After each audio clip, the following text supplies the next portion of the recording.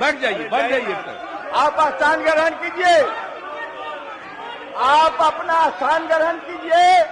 ये मुख्य अरे भाई हम माफी मांगने को तैयार है, बैठिएगा आप तब ना। बैठिए, हो गया। आप बैठिए, जगह लीजिए, जगह लीजिए। आप अपना स्थान ग्रहण, आप बुलाइए ना। आप क्या, आप इसीलिए ना उठाए हैं कि मुख्यमंत्री कुछ कहे हैं? आप उन लोगों को बुलाइए।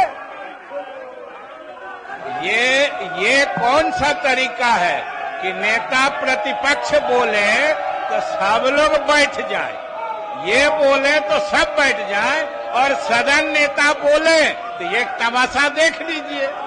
यही इन लोगों का प्रजातांत्रिक तरीके में विश्वास है।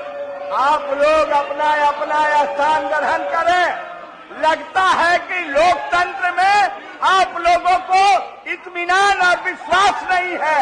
आप अपने अपने स्थान को ग्रहण कीजिए, और माननीय मुख्यमंत्री जी अपना बात रखना चाहते हैं, इसलिए आप अपना स्थान ग्रहण करें। नेता प्रतिपक्ष से मैं चाहूंगा कि आप स्थान ग्रहण करावे। माननीय मुख्यमंत्री जी कुछ कहना चाहते हैं, बोलना चाहते हैं जिस सवाल को आपने उठाया है। अध्यक्ष महोदय, मुख्यमंत्री जी जो वक्तव्य दिए और उप मुख्यमंत्री सेक्स ज्ञान बांट रही है, बिहार को शर्मसार किया है। ये मुख्यमंत्री जी का उम्र हो गया है, याददाश्त भी कमजोर हो गया है, इनको इस्तीफा देना चाहिए। ये व्यक्ति बिहार के अंदर सत्ता में बैठने के योग्य नहीं है। बिहार को शर्मसार और जातीय उन्माद पैदा करके बिहार में सिर्फ आग लगाना चाहते हैं। ये मुख्यमंत्री को हम स्वीकार नहीं करेंगे। बिहार के महिलाओं का माननीय नेता प्रतिपक्ष, आपको अधिकार नहीं है माननीय मुख्यमंत्री से इस्तीफा मांगने का। आपको अधिकार नहीं है। बिहार की जनता इनमें विश्वास करती है। माननीय नेता संसदीय कार्य विभाग। महोदय आप सुनिए, आप सब काहे के लिए बिना मतलब का हल्ला कर रहे हैं? हम तो आपको बता देते हैं, हम आप लोगों का देख रहे हैं। आप जो बोल रहे हैं, हमसे आज प्रेस वालों ने पूछा है तो हमने सफाई दे दी है। और आप जानते हैं कि कल आप सभी लोग मौजूद थे और सब यहाँ पर एकजुट थे, सभी एकजुट थे, और सब लोगों की सहमति से सारा निर्णय लिया गया। एक एक निर्णय कल जो लिया गया सहमति से। और आप जानते हैं कितना ज्यादा हम लोग पढ़ाई पर जोर देते हैं और महिलाओं की पढ़ाई पर कितना जोर दे रहे हैं। और कल ही हमने बता दिया कि 6 साल तक में संख्या कितनी पहले से की तुलना में घट गई, तो ये बड़ी खुशी की बात है। और जब लड़का लड़की में, लड़की अगर मैट्रिक पास है तो देश का प्रजनन दर 2, और बिहार में भी हम लोगों ने करवाया तो बिहार का भी पता चला 2। और अगर आप देश भर में अगर मैट्रिक से भी ज्यादा पति पत्नी में पत्नी है तो बाहर प्रजनन दर 1.7 और बिहार में लड़की थी तो उसमें प्रजनन दर 1.6। इसी में हमको यूरेका की खुशी हुई, कल हम बोले, और उसके लिए हमने महिलाओं पर जोर दिया। और इतना ज्यादा लड़कियां पढ़ रही हैं, आप क्या महिलाएं पढ़ रही हैं, इतना ज्यादा महिलाओं के हित में काम किया गया। और हमने कोई बात कहा है, अगर मेरी किसी बात को लेकर के तकलीफ हुई है तो मैं अपनी बात को वापस करता हूं और मैं अपनी निंदा करता हूं। मैं दुख प्रकट करता हूं कि मेरे किसी एक शब्द के चलते अगर किसी को तकलीफ हुई है तो आपने कहा मुख्यमंत्री शर्म करें। मैं न सिर्फ शर्म कर रहा हूं, मैं इसके लिए दुख प्रकट कर रहा हूं और अपनी सारी चीजों को वापस लेता हूं और मैं महिलाओं के पक्ष में है और जितना काम किया गया है और जितना उनके हित में काम किया गया है और जितना बड़ा काम हो गया है, अब उसके चलते जो दिया जा रहा है, आप समझिए 50 की जगह हम लोग जो 65% दे रहे हैं ताकि अति पिछड़ा और पिछड़ा को दोनों को इसका लाभ मिलेगा। तो ये सारी बातें कर दी गई और कल एक एक चीज तय हो गया।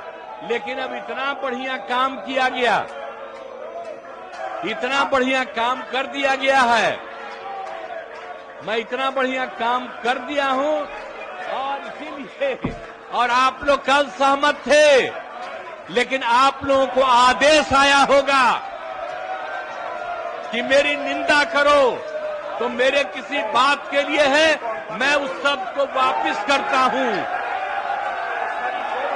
और मैं उस शब्द को वापस करता हूं और जो भी मेरी निंदा करे मैं आपका अभिनंदन करता हूं। लेकिन आप जान लीजिए जो राज्य के हित में काम हुआ है, महोदय हित में इतना बड़ा काम हुआ है, महोदय कोई कल ही कर दिया गया है। आपकी बड़प्पन है, सारे कानून आ रहे हैं महोदय, और सब कर दिया जाएगा, लोगों को सुविधा की जाएगी। आपके बड़प्पन है, कोई मुख्यमंत्री स्वयं इस तरह के अपना निंदा नहीं किया है।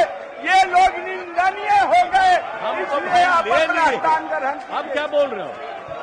हमारे कोई शब्द पर एतराज है तो हम उसको वापस ले रहे हैं।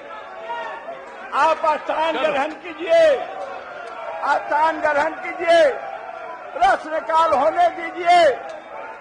जो आदमी, जो माननीय सदस्य टेबल और कुर्सी निकालता है उसका नाम नोट कीजिए। नियमानुसार मैं उन्हें सदन से बाहर करूंगा। अब सभा की कार्यवाही 2 बजे दिन तक के लिए स्थगित की जाती है। आप लोग जनता के काम नहीं करना चाहते हैं, यही मैसेज जा रहा है।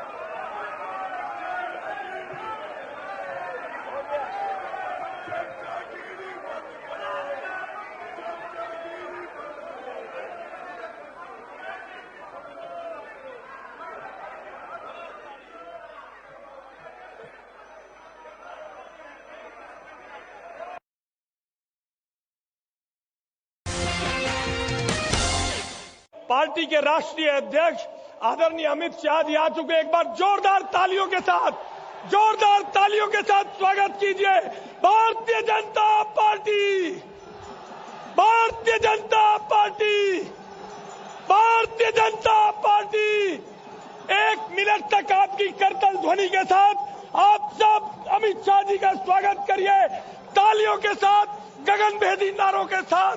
Bharatiya Janata party, Bharatiya Janata party.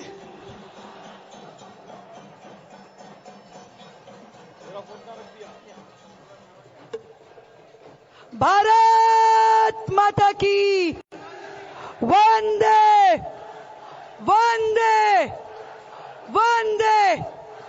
चलो चले, चलो चले, चलो चले। मैं अब निमंत्रित करना चाहती हूं राज्यसभा से हमारे सांसद, दिल्ली के पूर्व प्रदेश अध्यक्ष भाई विजय गोयल जी को कि वो आए और अपनी बात हमारे बीच में रखें। जोरदार तालियां बजा करके हम अभिनंदन करेंगे।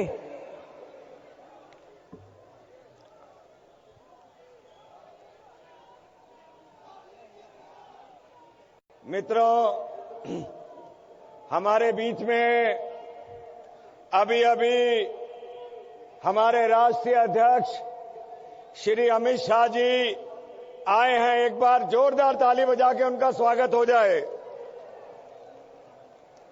बोलिए भारत माता की।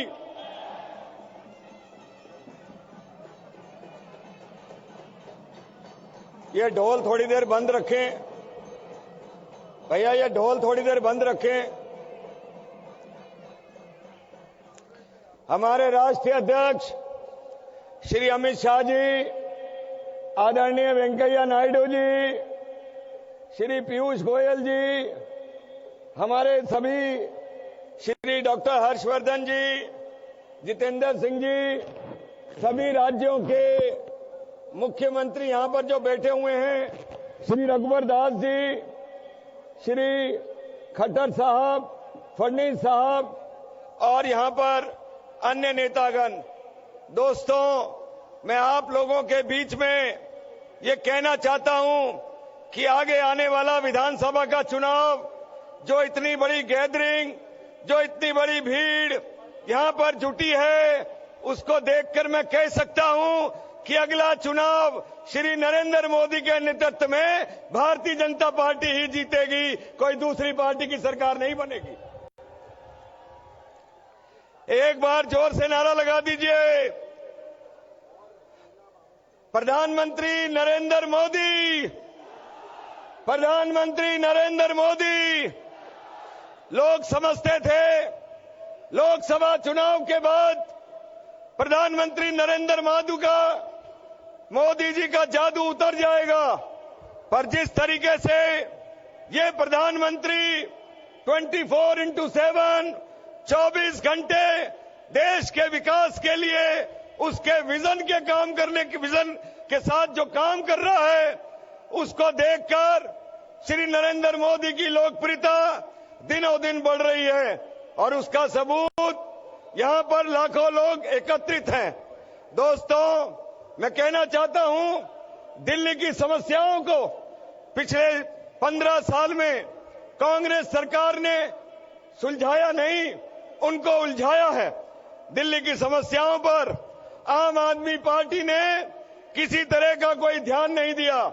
ये आम आदमी पार्टी वही पार्टी है जिसने कहा कि हम भ्रष्ट कांग्रेस के साथ सरकार नहीं बनाएंगे, और उसके बाद भी शर्म आनी चाहिए, उन्होंने उसी भ्रष्ट कांग्रेस के साथ दिल्ली के अंदर सरकार बनाई।